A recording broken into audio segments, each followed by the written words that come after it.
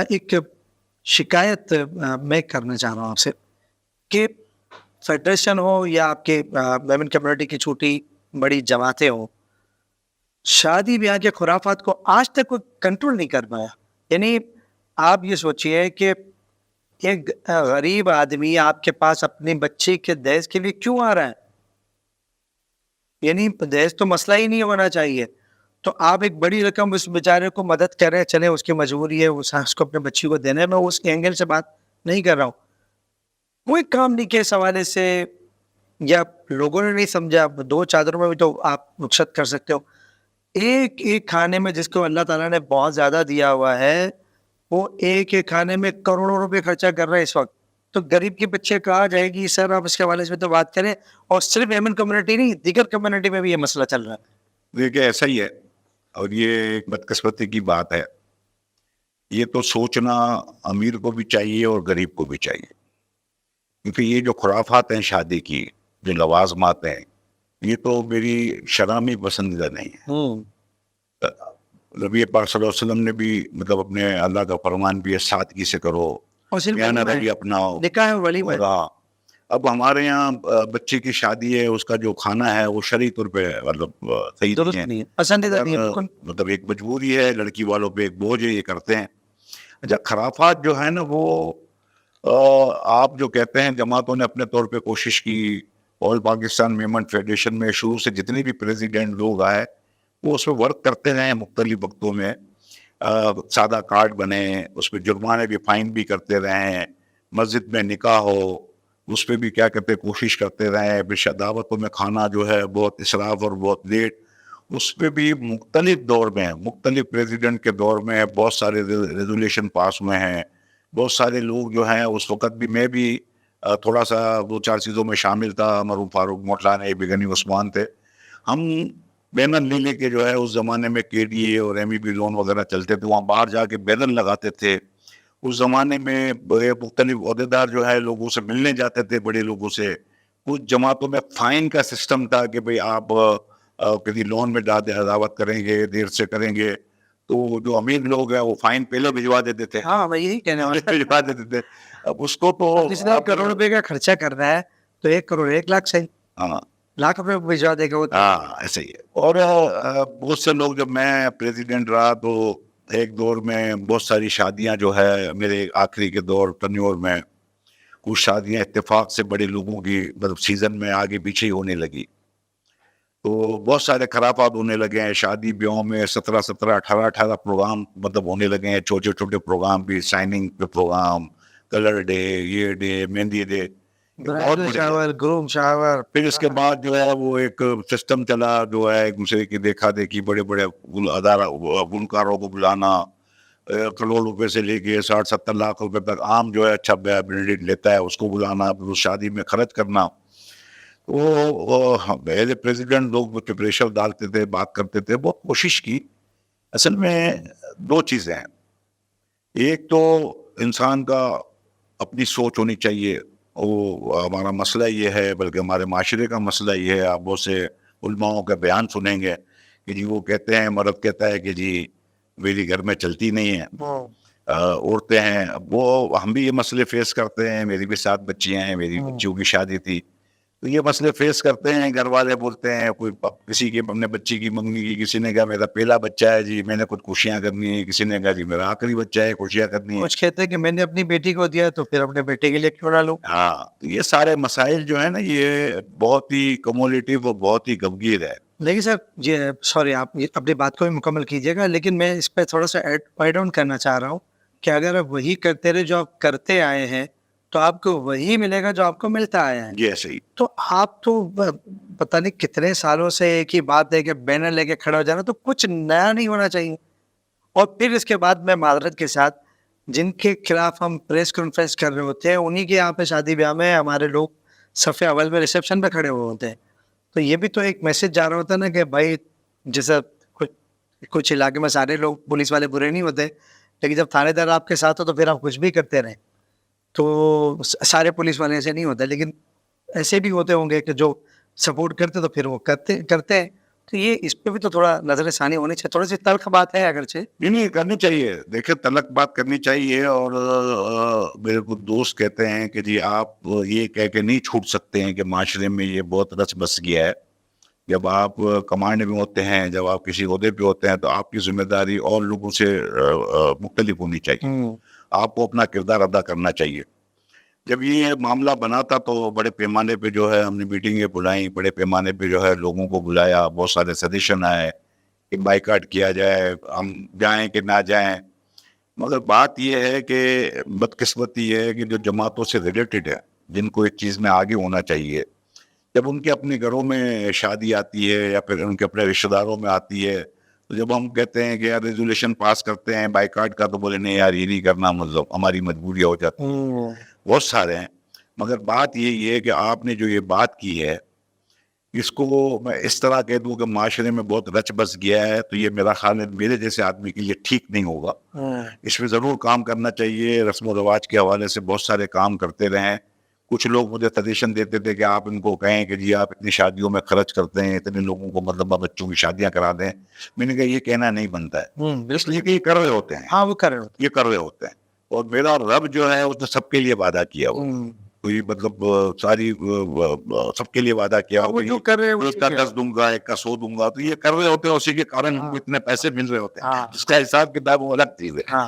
مگر یہ تھوڑا سا اس میں ہم کو تھوڑا سا شرعی معاملات بھی لینا پڑے گا, تھوڑا سا جو ہے مطلب بہت سارا کرنا پڑے گا. اب بات یہ ہے کہ شرعی لوگ جو ہے مطلب اللہ تعالیٰ ہم پہ فضل کریں اور آسانیاں کریں.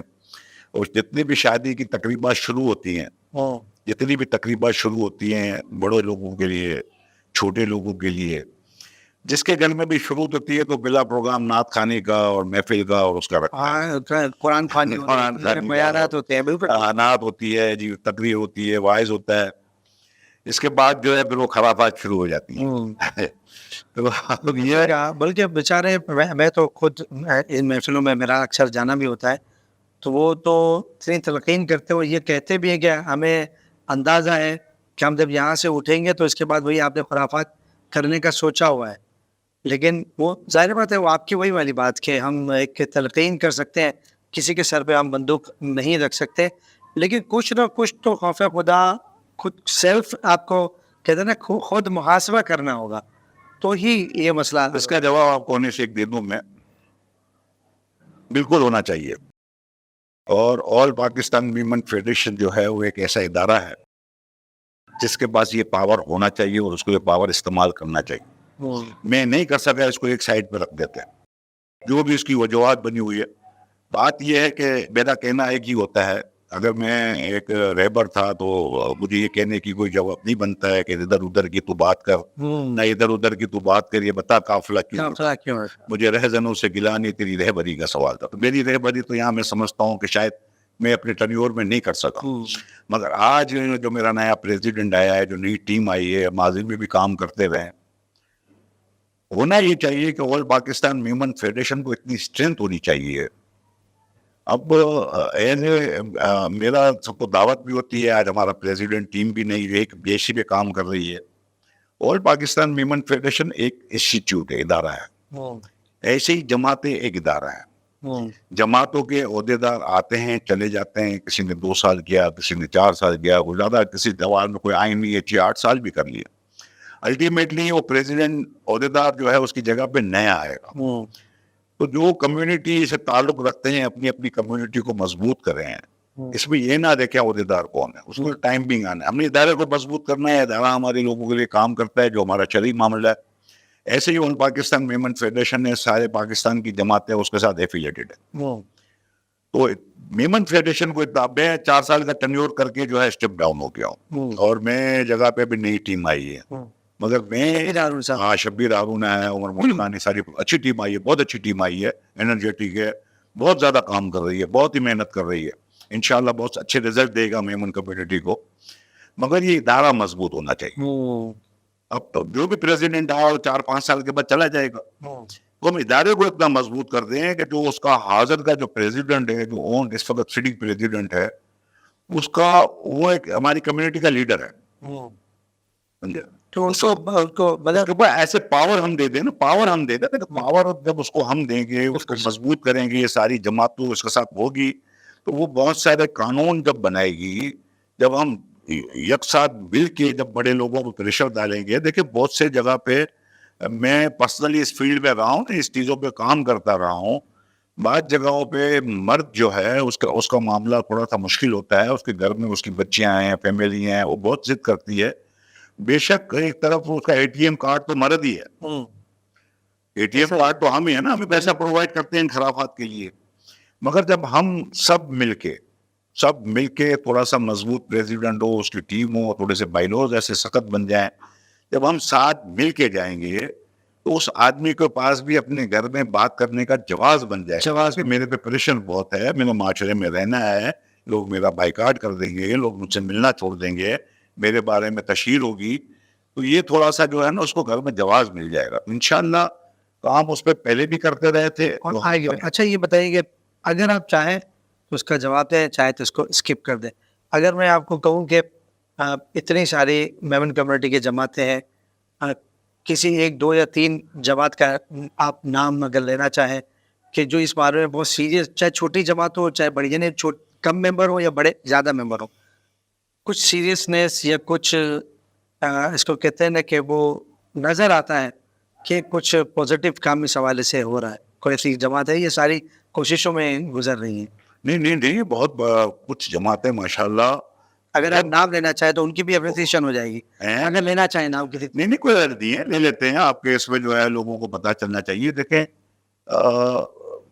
35 جماعتیں پاکستان کراچی میں, 16 جماعتیں حیدرآباد میں ہیں, جس کا باقاعدہ فیڈریشن کا زون بنا ہوتا ہے. کراچی کے بعد حیدرآباد زون ہے, باقاعدہ وہاں پریزیڈنٹ جب آتا ہے تو وہاں کا پریزیڈنٹ اور سیکرٹری نومینیٹ کرتا ہے زون کا. باقاعدہ حیدرآباد کا بھی پریزیڈنٹ ہوتا ہے زون کا, اور سیکرٹری بھی ہوتا ہے. ایسے ہی سکر بھی زون ہے, اور 3-4 جماعتیں ہیں, تو وہاں بھی پریزیڈنٹ اور سیکرٹری بنتا ہے.